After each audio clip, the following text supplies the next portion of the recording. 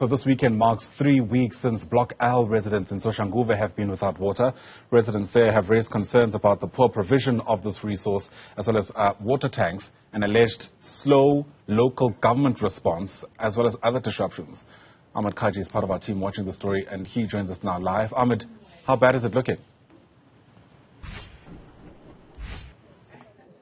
Thanks very much, Ayanda. Well, the community over here is still raising a number of concerns here just around the water provisions coming through into the area, the lack of water and the emergency supplies subsequently as well. And then this is exacerbated by the effects of load shedding as well. Whatever water pumps are currently available, those are being turned offline due to the fact that load shedding is taking place. So water to high-lying areas is still also being perhaps a lower supply on that front as well. The school behind me is actually facing a number of challenges as well. Their school day is actually ending between 11 a.m. and 1 p.m. There's no water, sufficient water coming into the school, so they actually need to send the learners back home as well to just ensure that they can at least get water supply on that front, and that may not necessarily be the case because there is no water supply coming through to the entire area as well. But I think now would actually be a good time to bring into the conversation one of the residents and someone who is directly affected by what we are seeing. Ma'am Selina Ntwane is going to be joining us right now. Ma'am Selina, thanks very much for your time today. What is happening in your community and how are you feeling about it? Hey, re na le mathata mo metsi ke bothata bo bogolo, especially mo sekolong.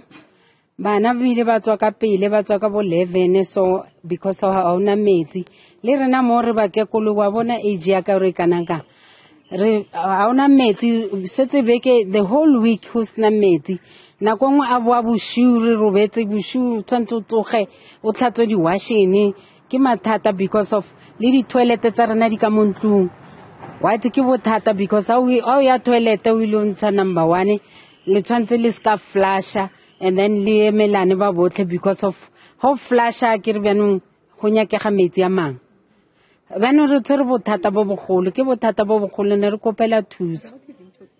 And then this must also be difficult with there being no electricity and load shedding.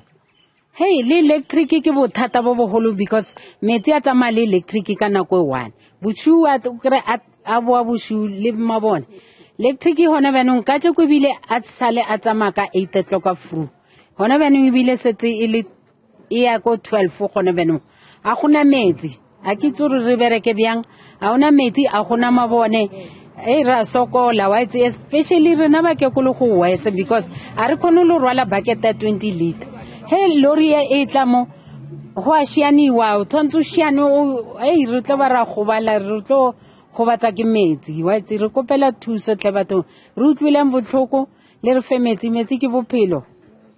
Ma'am Selina, thanks very much for your time today indeed. So, Ayanda, that's just some of the residents' accounts of what's taking place. As you would have seen, the impact of load shedding is also significantly impacting this community as well. There is some sort of emergency water supply coming through to the area, but as Ma'am Selina says, many people from other parts of Soshanguve are coming to this particular area to get their provisions of water, which has obviously diluted and made it less provisions for many other people within the close proximity to the school as well. In terms of what we are understanding from a Rand water point of view, they have had various challenges, not just over here in Pretoria, but across the province as well in terms of water provisions in the city of Johannesburg, and it seems that has now made its way through to the northern parts of Gauteng as well.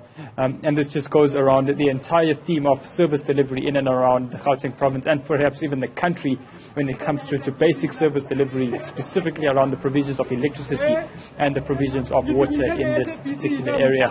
And perhaps something else which you may not be able to perhaps feel through our TV screens as well is it's blistering hot over here in Soshanguve, definitely more than 30 and 32 degrees, perhaps beyond that as well. So given the heat that we are experiencing, hydration is something that's exceptionally important, and without the provisions of water, the community over here will be facing various challenges, not perhaps this week, but heading into the weeks ahead. Ayanda. Without a doubt, Ahmed Kajee, thanks very much indeed for bringing that to us. Those residents there at the intersection of multiple problems, including this wave of heat that we're experiencing in much of Gauteng. Ahmed Kajee, live to us there from Soshanguve in Tshwane.